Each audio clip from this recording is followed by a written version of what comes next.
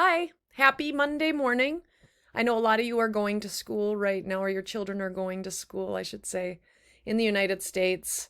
We Minnesotans, we go after Labor Day, but I'm here today to talk about eighth grade. This grade I know very well, but a disclaimer, I'm not an eighth grade parent. I will be a seventh grade parent and a fifth grade parent. So I'm going to take you through my adventures within the next few years, hopefully. But I know this grade very well in a school setting and with child develop a lot with child development at 13 and 14. So today's episode is on eighth grade. Tomorrow I'm going to do one on seventh grade. And on Wednesday, I'm going to do one on sixth grade. And the whole purpose of this is just to give you a background and context to what your child will be going through this year. So, my first activity is, who were you in eighth grade?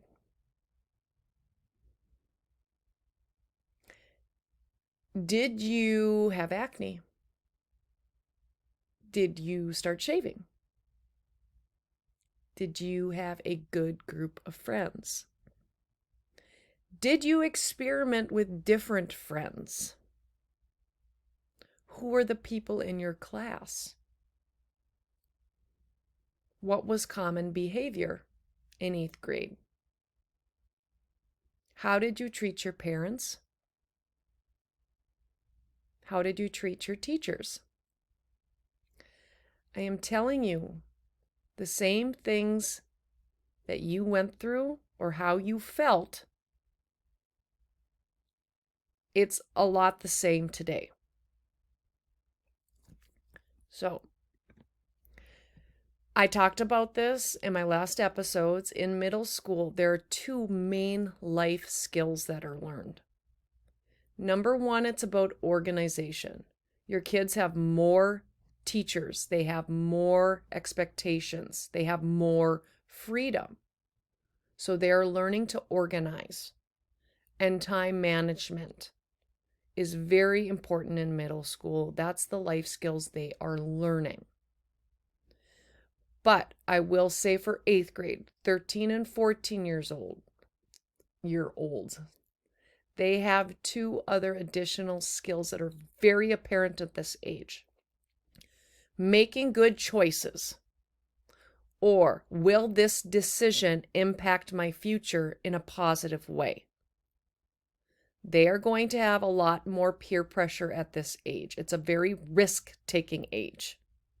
So we need to acknowledge that. And also having positive peer relationships. Who is a positive friend? So, two additional skills very apparent at this risk-taking age. Parents.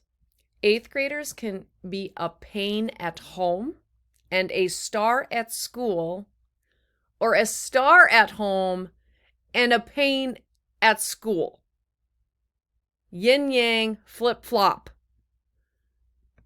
So let's support each other. The eighth grade attitude is either going to be at you, parent, at home, or it's going to be at me, the teacher. So we got to stop saying things like, oh, well, they don't act like this at home. It must be your fault. What are you doing wrong, teacher? Don't say that to me. And I won't say this to you. Oh, well, they're awesome at school. Really? They act like that at home? I never see that. Thinking, that must be your problem. You're a bad parent. We're not going to do that anymore. We're going to support each other. Your child is either going to be a star at school, or a star at home, or a pain at school, or a pain at home. So, support each other. Recognize this, acknowledge it, and be patient with each other. We're going to go through it with them. Most of my information comes from experience. This will be my 20th year in middle school. A lot of it is with eighth grade. But it's also from this book on child development. Now, I teach social studies, I teach world studies, but I'm not talking about content at this age. I'm talking about self-esteem, social emotional learning, and how we can support each other in this village of raising awesome human beings. So let's talk about physical development. At this age, skin problems emerge. Hygiene is a key issue. So supporting them with deodorant and bathing, get in the shower, right? Be very direct, wash your face, brush your teeth. Yes, very important. Girls, 95% of mature height is in an average girl. Menstruation has begun for most. Boys, the voice change for many, growth spurt about a year behind girls. Now, I am not getting into gender discussions right now with boys and girls. There is a biological hormone, testosterone and estrogen, that does happen at this age. That is for real.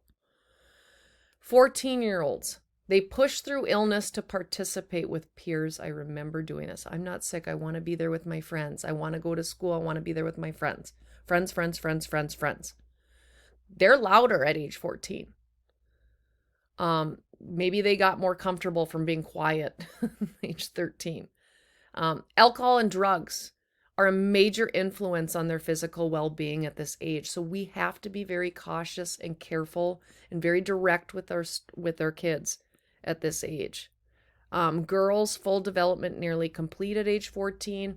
Boys are going to see a growth spurt either 8th, 9th, 10th, 11th grade. I don't know when, but their upper body strength begins. Both sexual activity increases. Okay, and I don't want to hear not with my child, because the curiosity is there. Snacking and eating a lot of food. Parents, this is going to be an expensive age. They are growing. Okay. My favorite quote of last year came from an 8th grade girl on the autism spectrum, and she said, "I know we don't have to wear our masks anymore, Miss Helmer, but we all feel ugly in 8th grade, so we wear them." And it's true. She said it so honestly and so pure. A lot of my 8th grade students, they still wore their masks because they don't like the way they look at that age. So let's talk about social, though. Very important. Friends are so important at this age. The mirror is their best friend and worst enemy. The way they look and fit in. 13-year-olds are quieter more than 12 and 14s.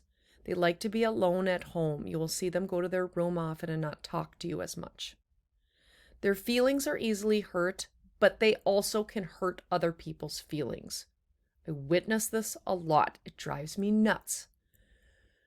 I correct at school. I do. I will correct their statements. And we will reflect on the statements being said. I don't use it as excuse. Well, you're 13, so you're going to say like mean things and it's okay. It's not okay. They still need to be taught. When they're mean, it actually can equal being scared.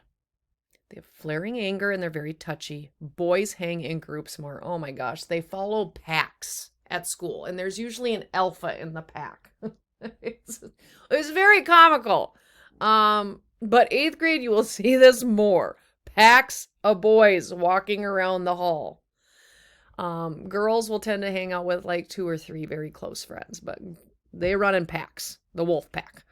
All right, electronics are a major time factor, maybe as an escape.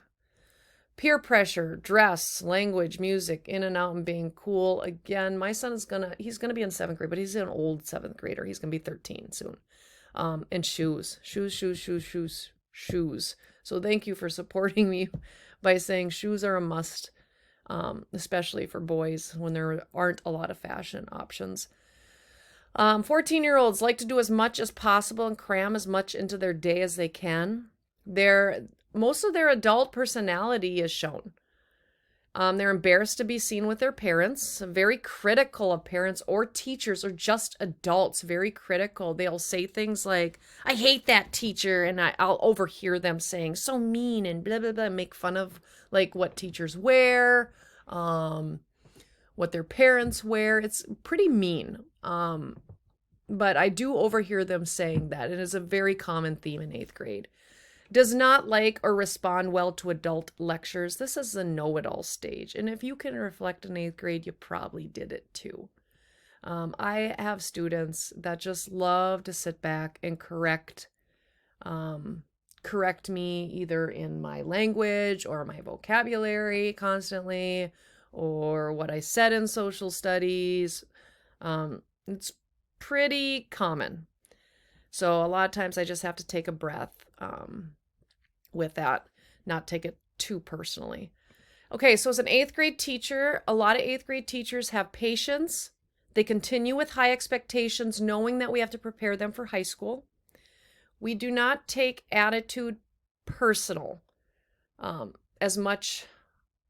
I don't know. We have to shrug it off. Sometimes we correct, but then, yeah, it's pretty common. We continue teaching about making right choices directly. We process a lot in groups. Again, groups, I'm going to say that again. They typically don't come up to me one-on-one and say, let's talk about my problems. Not the teacher, at least. Maybe another, more likely their friends. Girls come back to school with hips in eighth grade.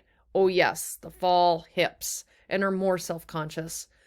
Friends at this age group. Students do not want to stand out. Groups. They do not share much information with adults, especially their teachers, and probably your parents, you. They do not like to be called on in class very much. Oh my gosh, have I had to learn that through the years. When I teach sixth grade, I have these straws sometimes. I'll call out names. Okay, I do that in eighth grade. They're still silent. In fact, some students have said, do not use those straws. They do not work with us. Please don't call on us.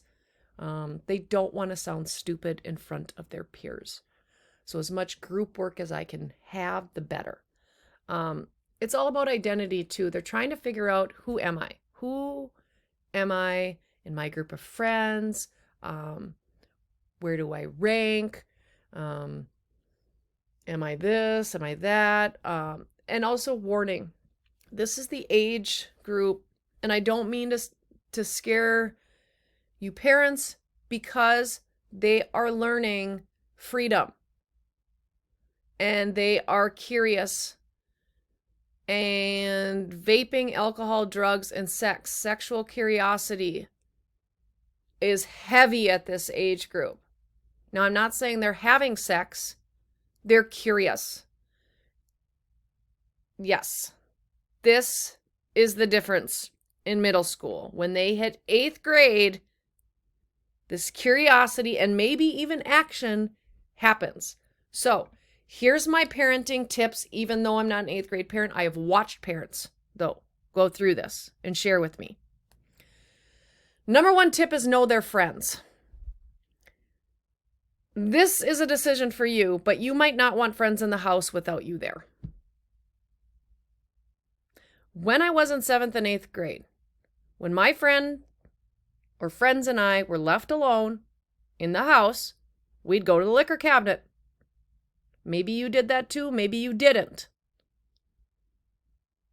But I was even a very good daughter, but I was even doing this. Okay, get some type of app on their phone for monitoring also, even for the goodies. They do naughty things on there. An example, I had a student, beautiful 8th grade girl, smart, intelligent. She finally got a phone in 8th grade. Boys were starting to take interest in her. Her parents opened her phone later in the spring and found a whole bunch of sexual pictures and activity going on through that phone. So even your goodies, they're doing some things on that phone. So I need you to get some type of monitoring system, and I am heavily against phones at this age still. Do not try to be their friend. Be the parent and the leader. Continue on with the planner and school routine. Continue checking in with them. They will cringe and say, I don't want you in my business, probably. But they actually like the safety of it. Continue with family traditions and set some dating boundaries. I don't know what that is for your family, but have a discussion with your spouse, significant other. I had dating boundaries. I couldn't date till 16. There are pros and cons with that. But again, that's personal to you. If you liked what I said, have some discussions with 8th grade parents, please. Know their friends and subscribe if you want. Bye.